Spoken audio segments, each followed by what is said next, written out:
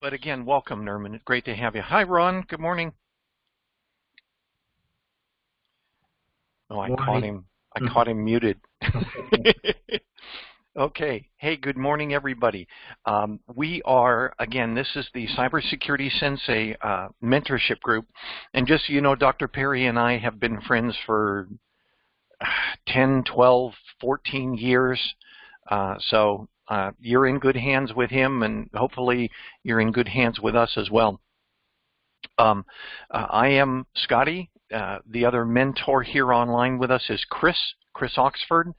And we do this so that people will get smarter, get better jobs, become more successful in what you do, but also there's an ulterior motive to why I am so passionate about teaching people about cybersecurity, and that is that there is a tremendous shortage of cybersecurity people who are trained and let me just say enthusiastic and have the right mindset in order to get today's cybersecurity jobs. There are more jobs than there are people who apply for them. Now, it may not be people that, how do I say this? People may be qualified, but they don't have the right mindset. You know, they may be smart as a whip, they may know all the right stuff, but they may have what's known as a gray hat mentality, and you don't want them in your infrastructure anyway. You know, so it's not only the training and the awareness, it's the mindset of being somebody who's interested in making things better and helping to make sure that whatever organization you work for is better as a result of you being there. Not just, hey, I like tech, and you know, this is a great way to pay for my Mustang. You know, it's not exactly what we're trying to do here. We're trying to teach you the mindset necessary to be successful in cybersecurity. So that's just my little entree into what we're doing here. So I wanted to share, can everybody see the slide up on the screen? Everybody? Yes. Okay. The shields up is an obvious reference to what? Come on, young pups. What does shields up refer to? Star Trek. Star Trek, yep. Star Trek, yep, which was around when I was young. But so the shields up discussion is, and let's think about this because I think it's very appropriate.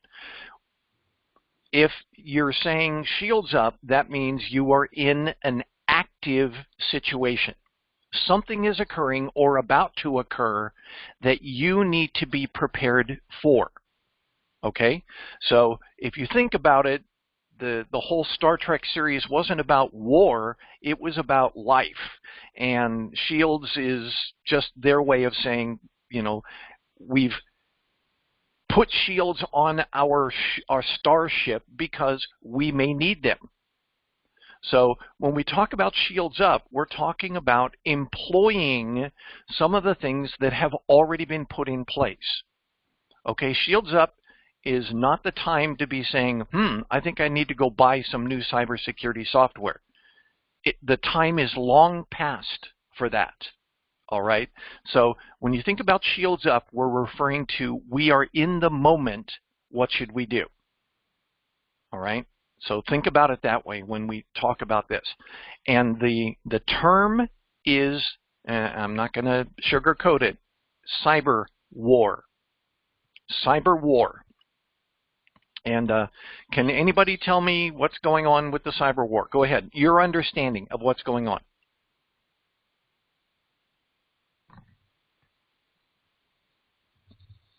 Anyone? I mean, nowadays we have the war between Russia and Ukraine, and there is also cyber war between Russia and Ukraine. So yeah, Russia attacking, like using attacking Ukraine's infrastructure. Yep. There's a like cyber attack. And I also heard like news yesterday here, like in Illinois, they're also expecting some cyber attacks, like on like government and especially Illinois infrastructure. Mm-hmm. I don't know details, but I heard that news. So I guess that's also the part of cyber No, war. yep, that's exactly right. There is a country. I mean, let's say that there are usually little things that go on all the time, all the time. But what's happening right now is Russia has employed troops, military, aircraft, missiles into the Ukraine, and last I heard, they were actively bombing the Ukrainian capital, Kyiv. So there is a war going on. At the same time, Russian-backed cyber attacks are occurring in the Ukraine and surrounding areas, like Serbia. There are things that are happening in that area of the world. You would be naive to think that this won't affect us. All right. For example, I think they said Germany gets over 90 or 95% of their natural gas from Russia. But Germany's part of NATO. And one of the things they elected to do was to turn off the pipeline and start sanctions against Russia. Well, Russia will probably do the same thing and say, fine then. And they'll turn off their end of the pipeline, and Germany won't have natural gas. So that's one of the more immediate things that might occur from this. But from a cybersecurity standpoint, we have to look at this. I mean, it's good to think about this before you're staring at it. All right? I'm not trying to cry wolf. I'm not trying to say, we are doomed. But now is the time, and in fact, earlier was the best time to be thinking about what to do, what may be affected, and how we can address those. All right? So I just gave up some ideas here on the screen. Military networks, obviously, but frequently the military doesn't rely as much on their networks as you might think.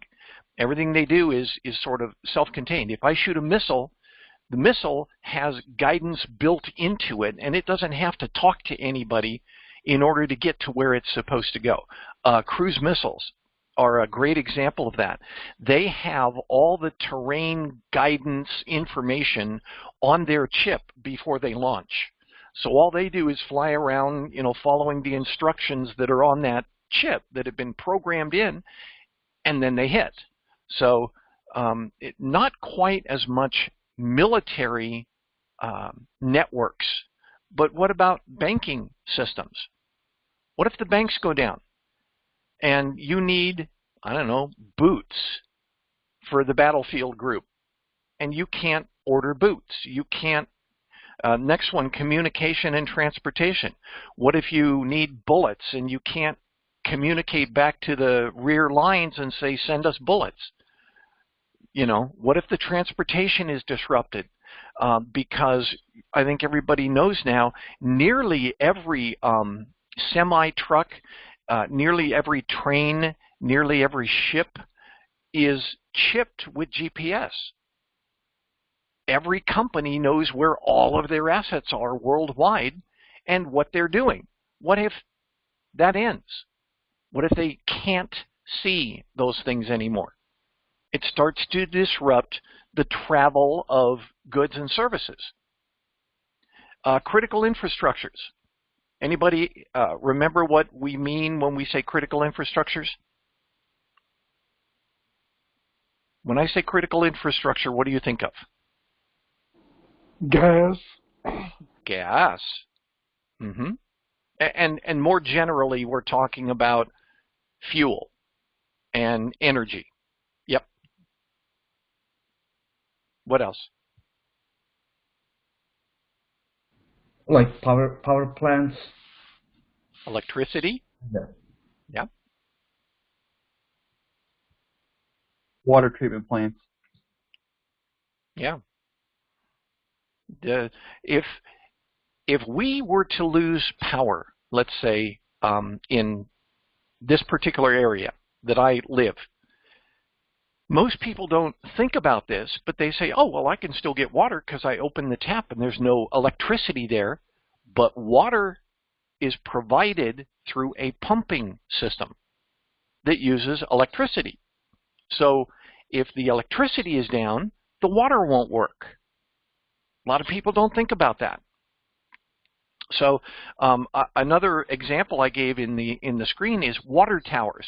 We talked about this previously, but I was on the President's Commission for Critical Infrastructure Protection under President Bill Clinton, and at that time they came up with the topic. They called them water towers, and that's basically something that can be compromised that will get you fame and fortune, or will get you notoriety, or whatever. If you think about it, back in like World War II, that was when Germany decided to bomb Great Britain indiscriminately. They weren't aiming for military targets. They were aiming for any populated targets because they were trying to scare Great Britain into capitulating. So a water tower is something that when you attack it, or when it is attacked, has a broader approach, because more people are looking at it saying, oh no, Chase Bank just went down, or Visa just went down, those sorts of things. So when we say water towers, those are things that have real big implications elsewhere. Okay, so that's why I say in water towers. And then, the question you got to ask yourself is, we are totally interconnected right now. So who seriously believes that this is just going to be happening in the Ukraine?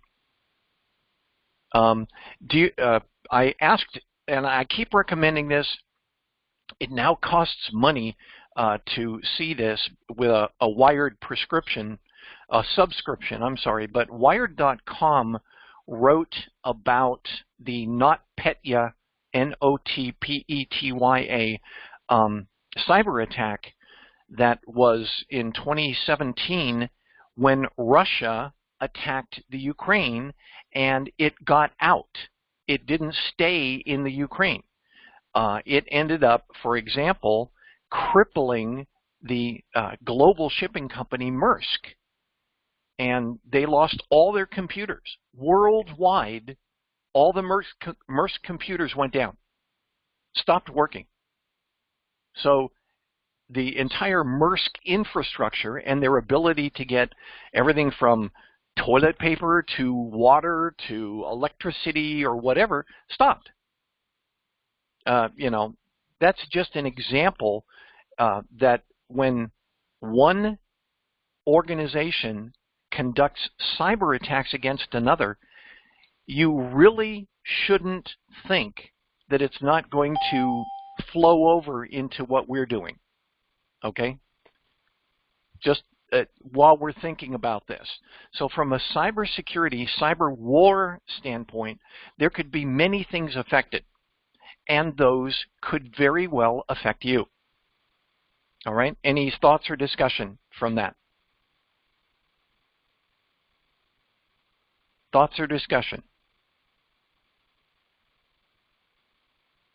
This is not just training, this is conversation.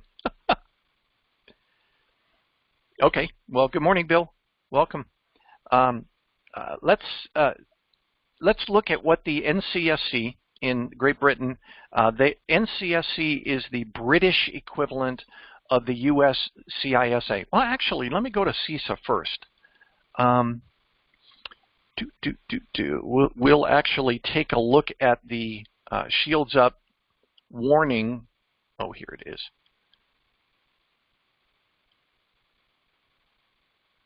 This is the actual Shields Up warning that's on CISA.gov. And they are the Cybersecurity and Infrastructure Security Agency.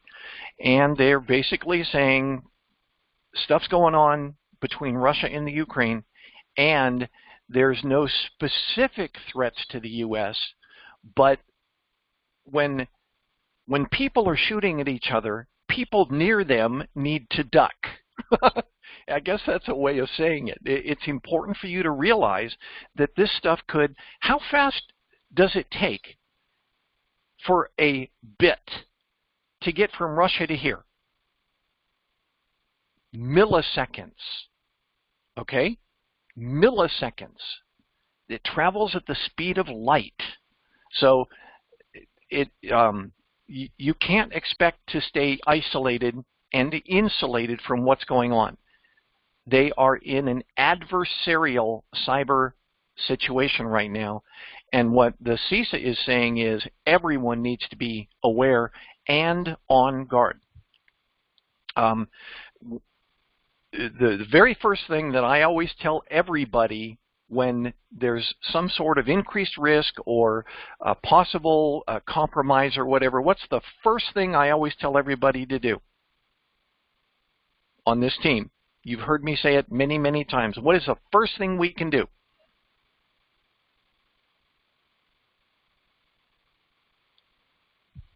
Patch. If you have a phone that's not patched, patch it now. If you have Windows or Linux or whatever that's not patched, patch it now. Make sure everything is up to date so that you don't become part of the problem instead of part of the solution. All right?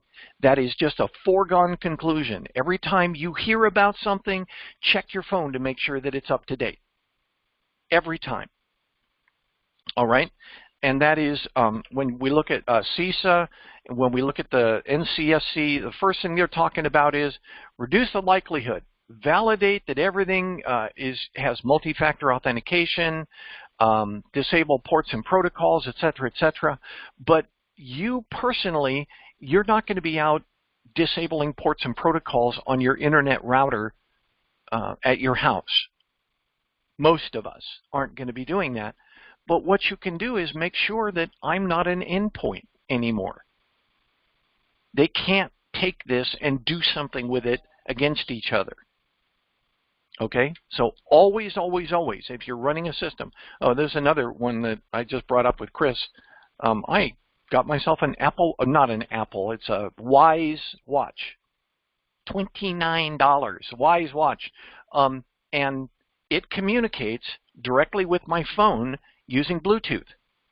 It doesn't communicate to the internet, but what if this guy gets compromised? Might this become an endpoint? This also connects to all of my Wise cameras. What if they're compromised, etc., etc., etc.? So always make sure your firmware is updated, your patches are applied, your software is up to date, you've done the latest check for your Microsoft patching, etc. I had it around here. Oh well. I carry with me the latest, oh here it is. The latest copy of the Microsoft Security Scanner. And I have it on USB. You guys can see that. I have it on a little USB. But in case somebody doesn't have USB, this is a little thing that has a SD card in it, which, by the way, contains a micro SD card. This is where I have the Microsoft Security Scanner, and I can take this, and I'll show you an example of it right here. On the side of the thing is a write enable switch. What you do is you load onto it, you put it to what's called lock, so nothing can be written to this, and then you take it around to your family and friends and say, let me scan your system.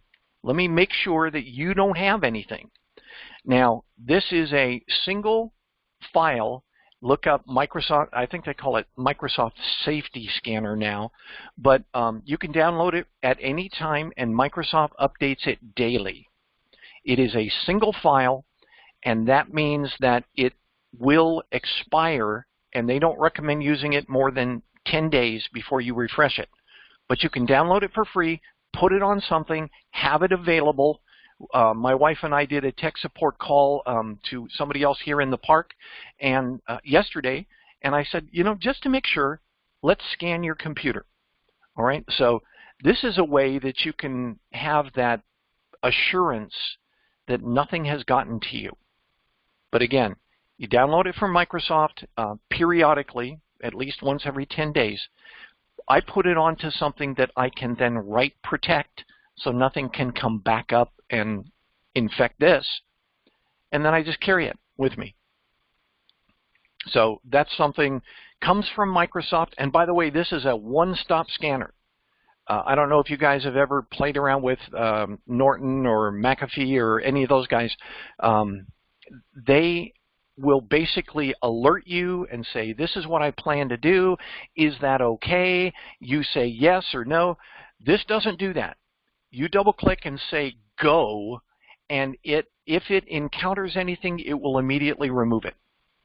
No discussion. It's not going to alert you, and it writes it to a log file that says, here's what I did. That's it. You double-click it, say go, tell it what type of scan you want to do, and off it goes.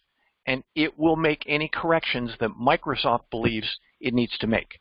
So easy peasy stuff that you can carry with you, help others.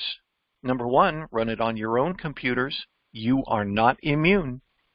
No matter how smart you are not immune. So just a thought.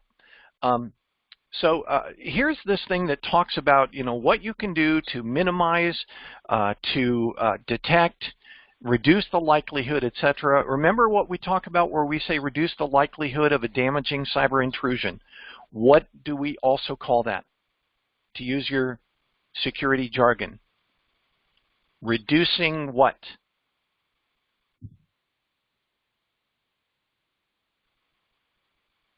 Chris? Risk. Yes, but a little more directly, it's reducing your attack surface. Attack surface. In other words, wherever they can attack you, if you reduce the number of places where they can attack you, then you have effectively decreased your risk, like Chris said. Always, when you're talking to your managers and stuff, always speak in terms of risk, business risk. Because you talk techie stuff, they're going to be like, I don't have time to listen to you. I don't have time to learn what you are telling me. So business risk, bottom line, always put your conversations in a manner that your management and your C-level, CEO, CISO, CFO will understand, always. So reducing your attack surface, that's what they're referring to. But let me show you what the NCSC said, and this is their steps that they recommend, and I think they're smart ones. Number one, patch everything. We talked about that. Make sure everything's patched. Vulnerabilities, known vulnerabilities are annoyingly frequent methods of attack for you and your organizations. We patched all the main stuff, but we forgot that little tiny Linux server over here, or this little Solaris box over here, or whatever, a Windows 7 box that runs our signage in the hallway. We just have to keep Windows 7 on it. And guess what? Windows 7 isn't being patched anymore. So you are now vulnerable because you're still running Windows 7. So think about it that way. Patch all your systems, improve your access controls, and enable MFA. Does everybody agree that MFA is inevitable and everybody should do it? If you don't currently have two-factor authentication enabled for your Yahoo, for your Hotmail, for your Gmail, for your Google Drive, for anything that you do online, if it can use MFA, please set it to do so. Chris? I would also suggest that instead of using a password, use a passphrase or a string, a pass string of characters. Very good. Does everybody comprehend what Chris is talking about when we talk about passphrase? Yes. Okay, passphrase, and I give, cybersecurity as taught by Dr. Seuss. I tend to suggest, a combination of smaller words. Everybody who uses dictionary attacks uses single words or commonly use words that are side by side. For example, cyber attack or cyber war or whatever. So they look for common words, so put uncommon words together. And I use Dr. Seuss as my example. One fish, two fish. Remember the book, One Fish, Two Fish, Red Fish, Blue Fish. That's nice and short. One fish, two fish, 14 characters. And then you can add other stuff before it and after it or whatever. But that is a passphrase that it's easy for you to remember, but it is incredibly strong in reference to somebody trying to use a dictionary or brute force attack against you. Passphrases are excellent. Just so you know, I actually was recommending passphrases to the President's Commission in the 1990s. I had senior executives who were, going and visiting with the White House who were using passphrases in the 90s, back when we didn't have multi-factor authentication. So passphrases are an excellent way of doing it, and a brute force attack just can't get to them. Okay, very good suggestion, Chris. MFA, you guys know how to do it, I sure hope. You log into Gmail, and it pops your phone and says, is that you? And you click yes, and you're in. So your MFA is your cell phone. Your second factor is what you have, and that's your cell phone. Do it, please. Don't be one of the victims because you knew better but chose not to do it. Next one, backups and restore stuff. Why? If people are going to attack something, they're typically not going to attack the backup. They're going to attack your main infrastructure where all the juicy information is, and if your backups aren't working, you've lost it. It has been divulged to the outside world or exfiltrated to the outside world or whatever. So that's why they're saying ensure that your backups and restores are working because you may need them. Next one, online defenses. And yes, I left the British spelling of defense there. Ensure your online defenses are working as expected. In other words, make sure that everything is the most current version and set up properly. If you were working to establish let's say a new firewall or intrusion detection system, make sure that it's up and running. Hurry to get it implemented. And then the last one, keep up to date with the latest threat information and mitigation. How would you do that if you didn't have internet? Anybody? Ideas. What if internet goes away?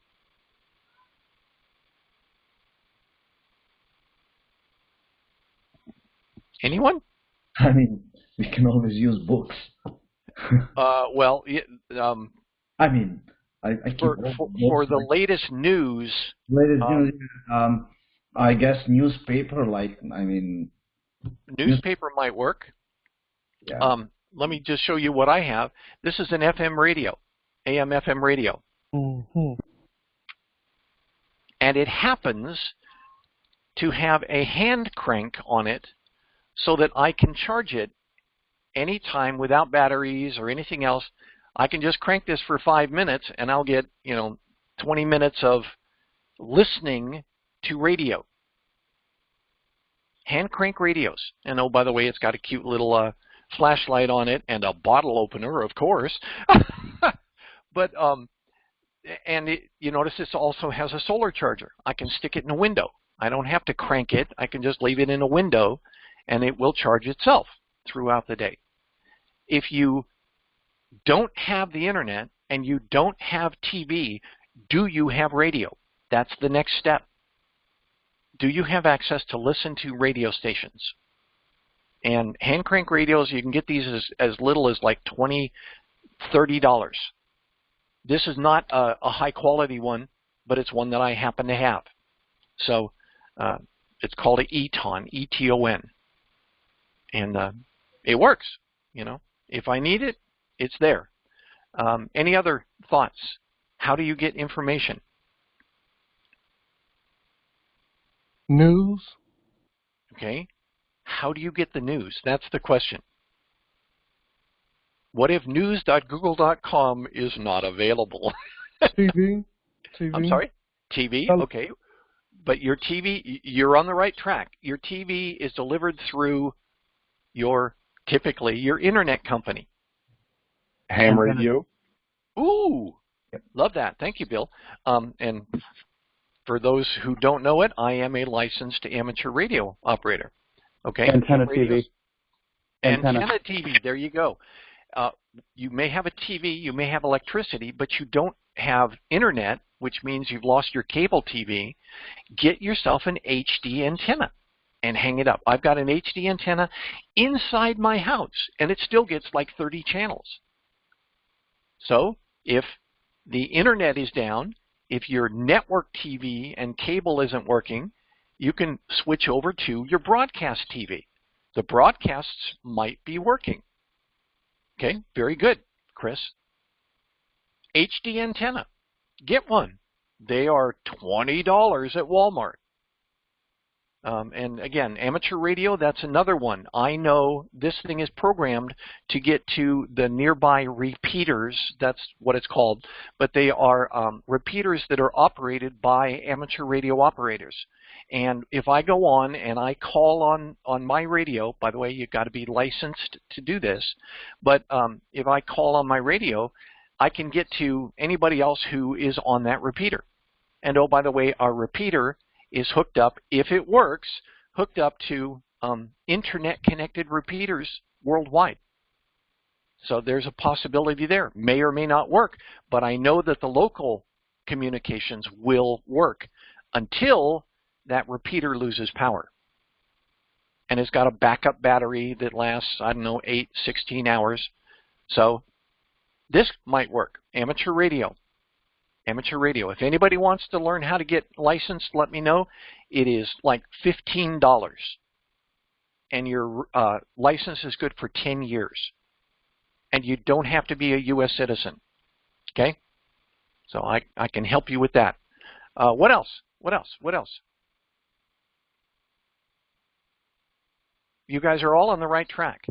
So what if you can get your information? Let's say you know, technology stops working. Banks stop working. ATMs stop working. Your plastic card stops working. Chris? To answer your question, cash money, but I have a different idea. Make sure you get off your ATM and get the cash money, but I have another idea when you're done. Does anybody have a few small bills at your house? What if your plastic doesn't work and you've got to go buy more water or something?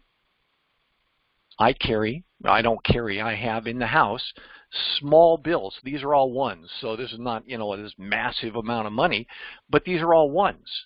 Why small bills? Why do you think small bills are recommended? Thoughts? What if you get to somebody and all you have is a 20? Yeah, a lot of places won't take large bills. They're not going to give you change. You're lost, dude. You're lost. It only costs $2, but all you have is a 20. Well, you just paid 20 for it. So, you know, some small bills around. 1s and 5s are probably the best. Okay, so your money is taken care of if you do that. What else? What else? You mentioned this earlier. I think Emmanuel. I think you mentioned it. What do you need to do before things go south? Let me give you it's not even a tip. Make sure that your gas tank is full on your car, truck, SUV, whatever. Yeah. During times of uncertainty, always go top your tank up. Okay? They were just mentioning, I saw somebody said that, gas could very well reach $5 a gallon now as a result of what's going on. So, if you don't want to spend $5 a gallon for your next fill up, or you want to get a little ways through it, top up your tank. Now, when I say top up, I don't mean sit and go click, click, click, click, click. That ruins your car. So fill up your tank until it goes click and stops, and don't keep doing this. All right? That's just has nothing to do with cybersecurity. It's just I've studied this, and it destroys your car when you start doing that. And it's very expensive to fix after a while. So don't go click, click, click, click, click, trying to get that last little few drops of gas into your car. So water, big deal. Do you have enough water to get you through a few days, a week? I'll give the example in my, the next slide. During Hurricane Katrina, they knew it was coming. They knew that it was going to be devastating. They knew that everybody was going to be going to the Superdome, the New Orleans Superdome, who were getting flooded out of their homes and everything, and yet it still took FEMA a full week to get the first bottles of water to the Superdome. Terrible. So you can't rely on your first thing that's going to happen, your local supermarket's going to get bought out. Okay? If you don't have any of this stuff and your tap stops working, what do? What could you do? Anybody? First thing, if you hear of something that's going on, fill your bathtub. That's about 40 gallons right there. Fill your bathtub. May sound alarmist, but what happens when you go like this and nothing comes out of the tap? Okay? Just little simple things like this. We're talking the results of CyberWar because we are so reliant on technology, and there's some big monster over there that is just beating up another country using technology. We should expect that stuff may not work tomorrow. Okay? So, I knew something that came to mind, a couple two quick things. I know a man who has a well, and he has a Tesla roof, and he has 3 Tesla Powerwalls. $75,000 he spent on that, quote, almost off the grid, unquote, infrastructure, but he also installed a manual well pump. So if worse comes to worse and he has no electricity, he can go out in his front yard and pump for 2 or 3 minutes and start getting water out of his well with a hand pump. The other thing I thought of is if you do have a generator, it's a good idea to periodically start it, keep maybe stable in the tank. Right. Make sure it'll start and work for you when you need it. That's right. People talk about doing exercises or, home escape drills or those sorts of things, and they're sort of like either, okay, I'm going to get into big words here for a minute. I was actually taking a course on cognitive biases. Cognitive biases. And basically what it means is if you rely on your mind, you are already at a handicap because your mind sees things wrong. What? Yeah, it's true. There is one cognitive bias that says because things have been normal up until this point, things are going to continue to be normal in the future. That's a cognitive bias. People sit around and say, it's not going to happen to me. And then it does. or they say, oh, it's not going to be that bad, and then it is. One of the biggest cognitive biases I can think of, if anybody remembers the big earthquake and the tsunami back in Malaysia that occurred, what was 2003 or whatever, when I remember a film clip of somebody who was walking along the beach after the earthquake occurred and was just overtaken by the tsunami. That person died because their cognitive bias was it's going to be okay because it was okay before. So be aware, you have to tell yourself it may not be good tomorrow. It may not be good 5 minutes from now. So what should I do? And like I said, if you don't have water, maybe you need to get some water. You know, I've got a few of these sitting around. Also, if you run short on water, I mean, you know, this is a filtration system, a hand filtration system. You notice lady's got it attached to a water bottle. This thing will filter 10,000 gallons of water. One little thing, and I got this at Walmart. I'm only seeing your slides, Scotty. I don't know. Oh, I'm sorry. Let me turn off the slide, and then you can. There we go. How about that? Can you see me now? All right. Thank you, Bill. Yeah, I've done that before. This is a water filtration straw, they call it, because it's got something down at the bottom, something at the top. But this thing will filter 10,000 gallons, supposedly. And it was like, I don't know, $19. It's a Sawyer brand. S-A-W-Y-E-R brand. And I got it at Walmart. You can get things like that, hand crank radios, whatever. We talked about power. Here's another one. It's a power brick. I bought these when they were on super sale. This was like $41. It's a big monster battery. It's a whole bunch of 18650 batteries set up in a battery bank form, and it's got power outlets on the front for USB, for 12-volt pencil, sort of thing. You can charge it with USB. So if you happen to have a hand crank USB charger, this one doesn't do USB, but if you did, you could charge this. If you had solar panels, you could charge this with your solar panels. This was $41. I think they're up to $100 now at Walmart. But you can get battery banks. This is, what is it, 40? Yeah, 40 amp hours.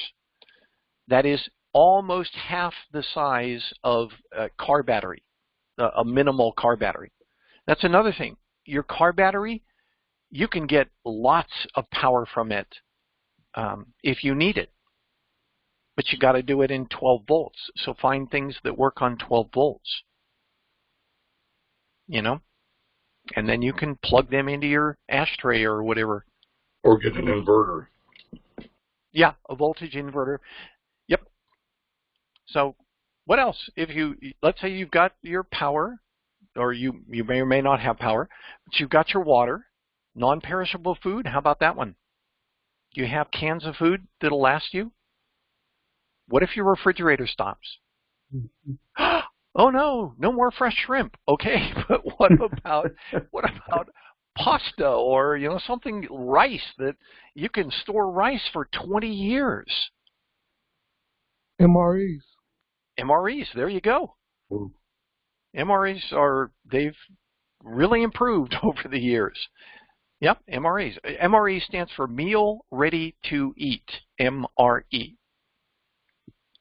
I'm just talking about these things because a lot of us may not consider that we could be unintended or intended casualties of a cyber war. So what do you do? How do you prepare? I've got this little, pocket knife thing I carry. Why? I don't need it today, But what if I need to cut something tomorrow? I'm not going to use my kitchen knives. They won't last very long. So I've got a knife that I can actually, do something with. Chris? Because your time is running out and you gave me a hint in the morning what you want to teach, how about heat? How about what? Heat. The flower pot and the candle. Do you, I'm going to get there. Do you have Neosporin or, some sort of antibiotic ointment?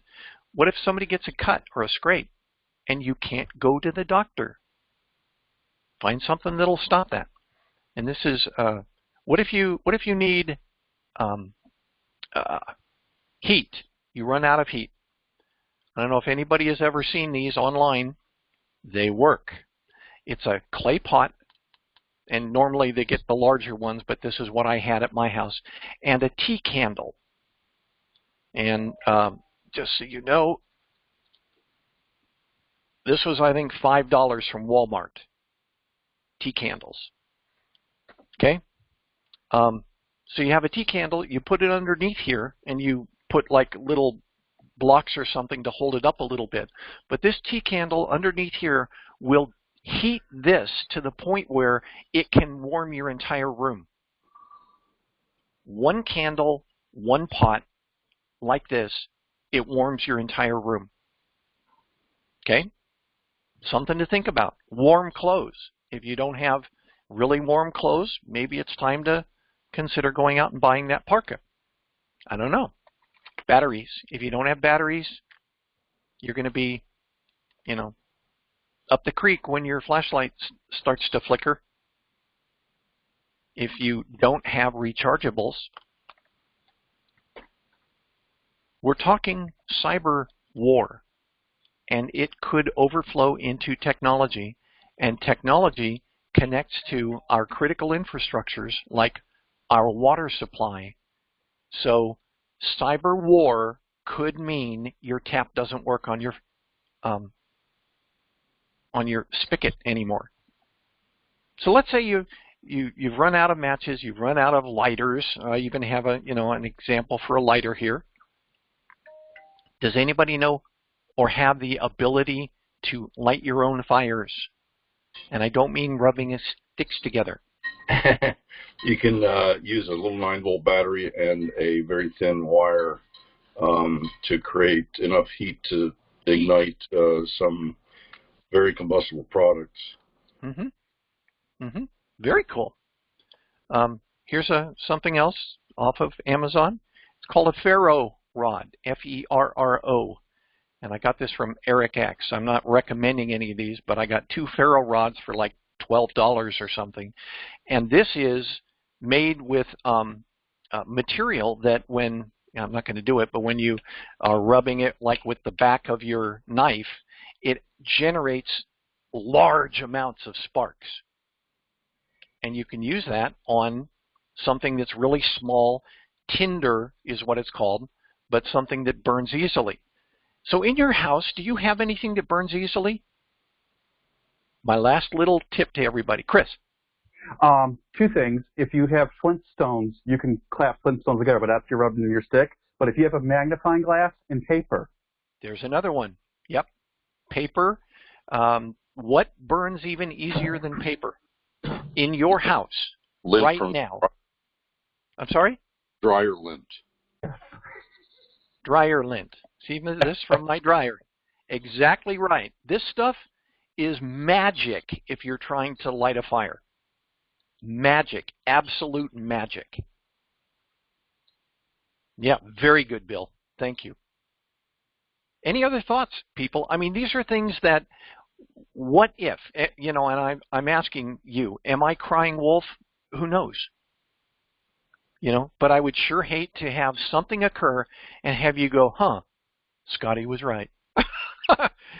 And you don't have water, and you don't have electricity, you don't have light, you don't have heat, you don't have a means to take care of yourself and your family because your bias said, that's not going to happen to me. Chris? Scotty, you say cry wolf, and I probably heard a term doomsday prep kind of situation been thrown around. My organization has a training that called emergency preparedness. I think that's the term we should be using, emergency preparedness. Mm-hmm. And there's a list of things that you need to do. And, oh, by the way, when an emergency happens, that's not the time to have your emergency prepared list ready to go. Right. That's pretty much a, hey, you need to have this ready. You need to have this planned. And you need to be thinking about that. To tie it to a cybersecurity term, there's this process that businesses go through called business continuity practice. Mm-hmm. What are your critical infrastructures? What is it that you absolutely need to go to your business when your business goes down and you need to lift and shift and go to another place? And what are the minimum things you need to have that to light everything back up and continue your operations? These are the things that businesses like to ask for, and nobody wants to do because it's a tough topic to type a long paper that says, hey, if your building explodes in a fire, what do we do? Or, hey, if a cyber attack happens, what do we do? Mm-hmm. Who's in charge? What machines move? This is called preparedness. This is not. I feel It's not doomsday prepping. I feel it's not crying wolf. It's preparedness. That's what it is.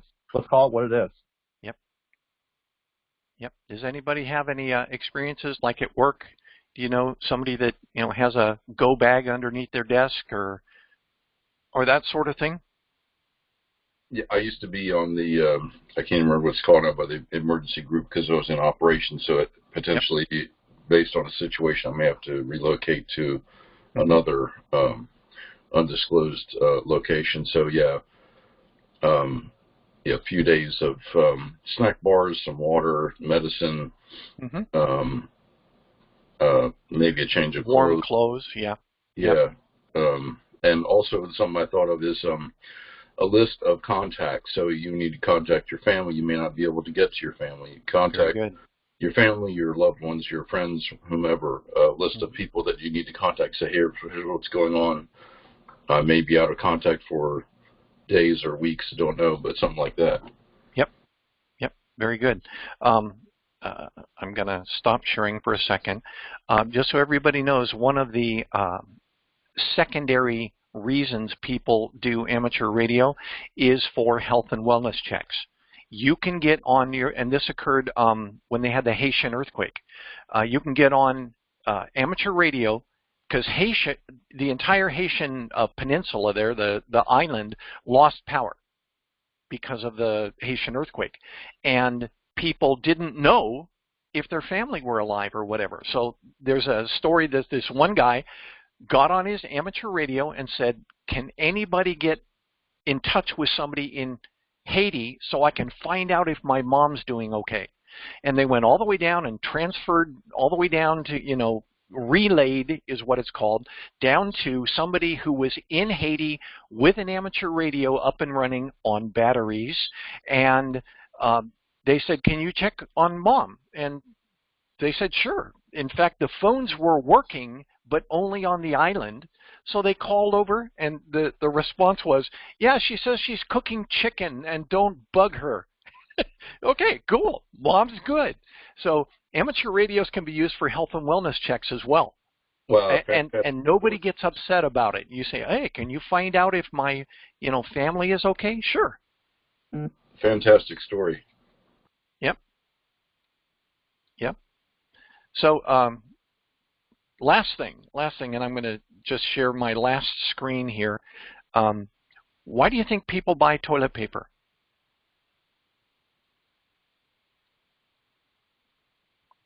You can't do without it. It's difficult to do without it, but what is going through their mind when they go and buy a market basket full of toilet paper?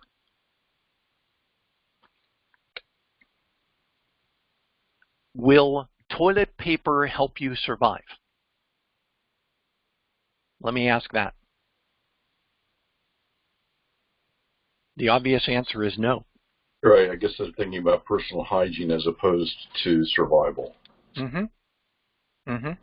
The reason people, my understanding, my thoughts on this, the reason why people went out and bought toilet paper is they heard that other people are buying toilet paper. Okay? Use your own thoughts on this. Think these things through, make your decisions, do your actions, and then when, people sit around and say, yeah, people are buying toilet paper like crazy. Well, guess what? This last week, when I heard that there was a cyber war, I went and I bought a 24-pack of toilet paper, and my wife and I will be good for months. I'm not part of that massive group that are saying, oh, what if we run out of toilet paper? Do it early. Keep it in the house. My crank radio. Now is not the time to go buy a crank radio unless you absolutely think you can quickly. Get one, keep it, practice with it every once in a while, and just one quick word of warning on those crank radios. They usually have a plastic handle for the charger. If that plastic handle breaks, you're out of luck. So practice using it in a manner that it will stay usable. For example, sit at home watching TV, cranking your radio. Try it. Practice with it. There's an old story that says the storm is not the time to be mending your sails. It's when things are quiet that you can be prepared. All right? Roger that. What's that? Roger that. Yeah. You may save lives. We're not talking about cybersecurity. We're talking about cybersecurity that could impact your wellness, your family's wellness. And Russia is right now attacking the Ukraine and areas around it.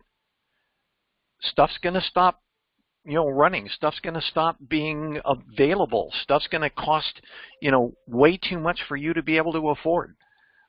If this goes on, and honestly, I don't think it will because they're bombing the capital right now, but what if this were to get bigger and the U.S. was to send in troops, or France, or Great Britain, or Germany, or whatever, and all of a sudden, China, and who knows? Also, other bad actors like North Korea, you can bet your boots they're sitting back saying, what can we capitalize on right now? Everybody's focused over here. What can we do over here? If you ever want to read The Lazarus Heist, that was how North Korea came this close to stealing $1 billion. $1 billion. Read about it. It was tremendous. It's in Wired.com. Bill, you have access to it in the long reads. Wired.com long reads. The BBC did this one. The BBC did, it's called The Lazarus Heist, and you can read that one. The one that occurred between Russia and the Ukraine was not Petya, and that was the one that almost tanked Maersk, as well as other organizations. That one's on Wired.com. So read about this stuff. Learn about it, because that will help you understand that you are not being an alarmist. People say, well, look, the sun's shining and the birds are chirping. Now is the time to prepare. You prepare your mind, you prepare your home. Have everybody in your house patch their phones. Apple just came out with iPad or iOS 15.3.1. If you haven't uploaded it or if you haven't upgraded, do it. No reason not to, and lots of reasons to do it. Okay? Any other questions? We've used our hour. Any other questions? Just Was real this quickly, helpful? Yeah. Real quickly about backups and restores. You mentioned a former coworker used to work for Disney, like Mickey Mouse Disney. Mm-hmm. And they had a computer. They had basically two computer rooms, one entirely dedicated for operations, real-time operations. The other was entirely dedicated for backups and restores. So they knew exactly whether their backup and restore was going to be successful, and they tested it. It was part of their standard operating procedures. Mm-hmm. Are backups needed locally? Probably. If you have banking information or retirement information or whatever, put it onto a thumb drive and put that thumb drive off into a corner that you don't touch it. Every month or so, refresh that thumb drive.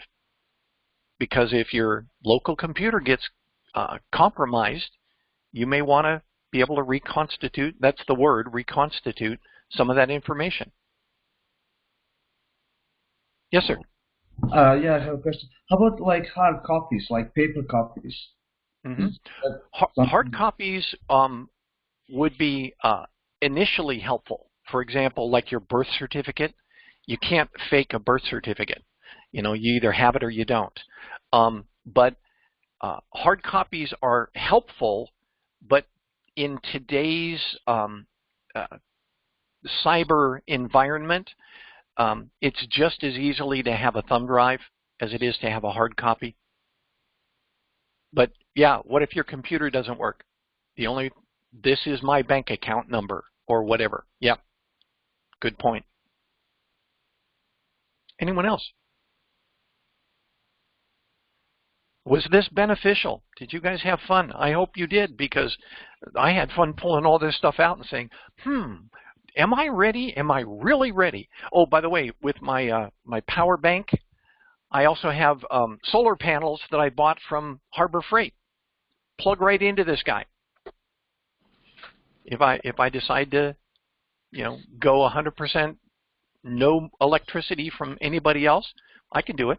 I've got a USB light that you plug in, and it's like a fluorescent light, but it plugs into USB.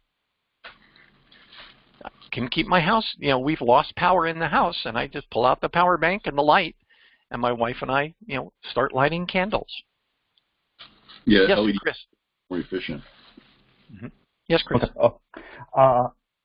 Yes, having your family members' contact information, but make sure your family members know where everything is, and make sure your family members know that, hey, in case of emergency, here's what you do.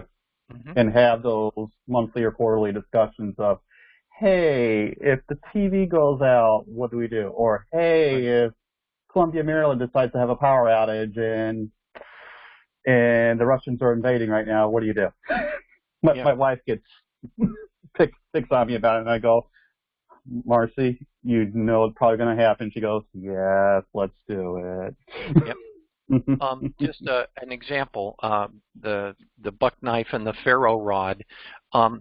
You can teach your kids how to light fires.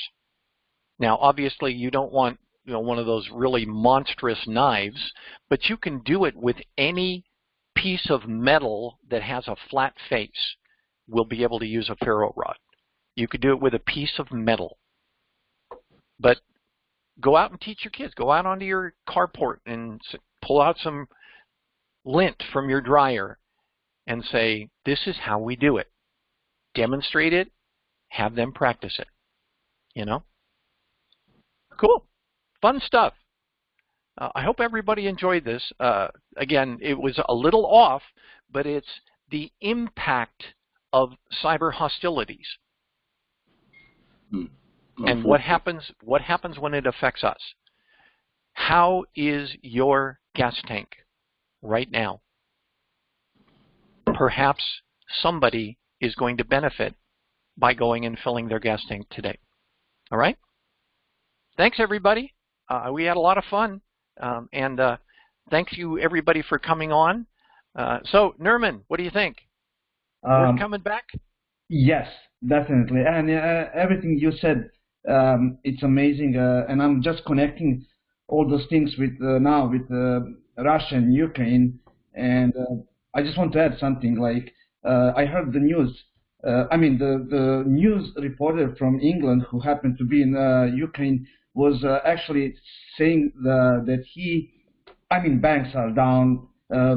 everything is down. Like, so he was telling that there is no bakery open, any grocery store, and he was actually saying that he doesn't have cash.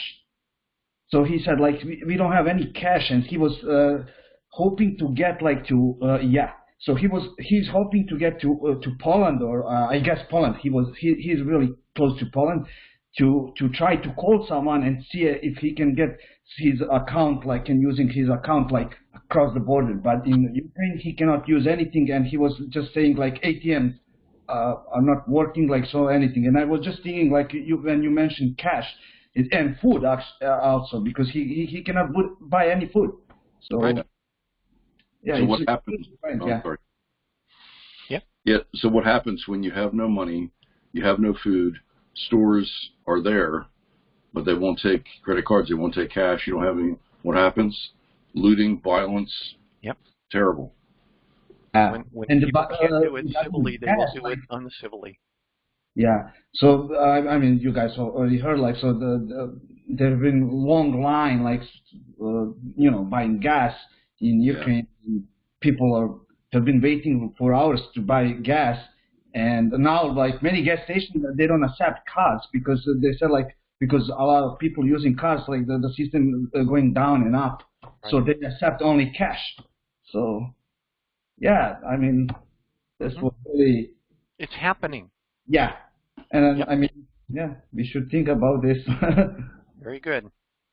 Very good. Well, thanks, everybody. I'm going to finish this up. I think we're absolutely out of time, but it was helpful. I hope that you guys understand that you can help to make things better by preparing in advance before they hit you in the head. Just so everybody, those that don't know, I was in the Pentagon on 9/11. I remember somebody flying an airplane into my business building. So preparedness means something to me. Okay? Thank you. So thanks, everybody. Hope you all had a good time. Thank you.